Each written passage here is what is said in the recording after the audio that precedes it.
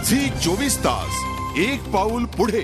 भारत दौऱ्यावरती येणाऱ्या इंग्लंड टीमचा मुंबईमधला दुसरा सराव सामना कुठे घ्यायचा यावरून एमसीए आणि बीसीसीआय आमने-सामने आल्याचं दिसून येत आहे। दुसरा सराव सामना बीकेसीआय ऐवजी डीवाय पाटील स्टेडियमला घेण्यात यावा अशी विनंती एमसीएने बीसीसीआयला केली आहे, तर बीसीसीआयने अद्यापपर्यंत आपल्याला या बाबतीत काहीच माहिती नसल्याचं सांगितलंय। कुठे होणार इंग्लंड विरुद्धचा दुसरा सराव सामना? भारत दौऱ्यावर येणाऱ्या इंग्लंड टीमचा दुसरा सराव सामना वांद्रे कुर्ला संकुलातील क्रिकेट मैदानाऐवजी नवी मुंबईतल्या डीवाय पाटील स्टेडियमवर हलवण्याची विनंती एमसीएनं बीसीसीआयला केली आहे।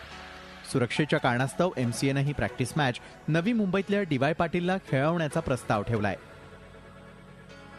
कारण बीसीसीआयला कुठली फॅसिलिटी नाही आहे एक्सेप्ट पॅव्हिलियन, कुठे इथे स्टँड्स नाही आहेत पब्लिकसाठी, तिथे काही पब्लिक म्हणजे आपण जे म्हणतो युटिलिटीज म्हणजे टॉयलेट्स वगैरे नाही आहेत, लोकांना बसायला जागा नाही आहे। इंग्लंडची फुल टीम तिथे खेळणार आहे, फुल टीम खेळणार म्हटल्यानंतर आणि ते फुकट मॅच असल्यानंतर लोक तिथे येतील, कारण तिकीट छापण्यासाठी आमच्याकडे हेच नाही, तिथे स्टँड्स नाही की बसायला नाही, पण फुकट मॅच आहे म्हटल्यानंतर लोक जमवायला काही वेळ लागत नाही। इंग्लंडचे जेव्हा लोक इन्स्पेक्शनला आले तर त्यांनी या लोकांनी पॉईंट आउट केलं होतं की तुमच्याकडे जी ग्राउंडची बाजूची जाळी आहे ती एक 2-2.5 फूट उंचीची आहे, त्याच्यानं कोणी आतमध्ये येऊ शकतं, त्याला तुम्ही काय करणार त्याचं आम्हाला उत्तर द्या म्हणून। त्याच्यामुळे सिक्युरिटी हा मोठा कन्सर्न आहे।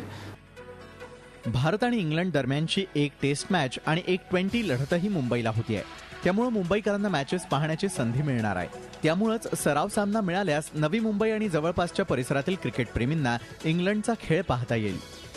तिथे मॅच ठेवल्यानंतर जो तिथे रिस्पॉन्स मिळेल पब्लिकला किंवा जे प्रमोशन गेमचं होईल ते इथल्यापेक्षा कमी होईल, कारण तिथे येणारे पब्लिक जे आहे ते स्टँडमध्ये बसून खेळाचा आनंद घेऊ शकतील, आस्वाद घेऊ शकतील आणि तसं खेळाचा प्रसार होईल। तिथे येणारं पब्लिक जे आहे ते जरी मुंबईच्या ह्याला असेल फेरीला असलं तरी बरंचसं म्हणजे आपला ग्रामीण भाग आहे तिथे पेण पनवेल वगैरे जो जॉग्राफिकली आमच्या एरियात येत नाही पण मुंबईच्या जवळ आहे, तर अशा लोकांना त्याचा फायदा मिळेल। महत्त्वाचं म्हणजे एमसीएच्या विनंतीनंतरही बीसीसीआयकडून मात्र अजूनपर्यंत अशा कोणत्याही पत्राची माहिती नसल्याचं सांगण्यात येत आहे, त्यामुळे पुन्हा एकदा बीसीसीआय आणि एमसीए आमने सामने येण्याची चिन्ह आहेत। झी 24 ताससाठी मेघा कुचिकसह ब्युरो रिपोर्ट, मुंबई। झी 24 तास एक पाऊल पुढे।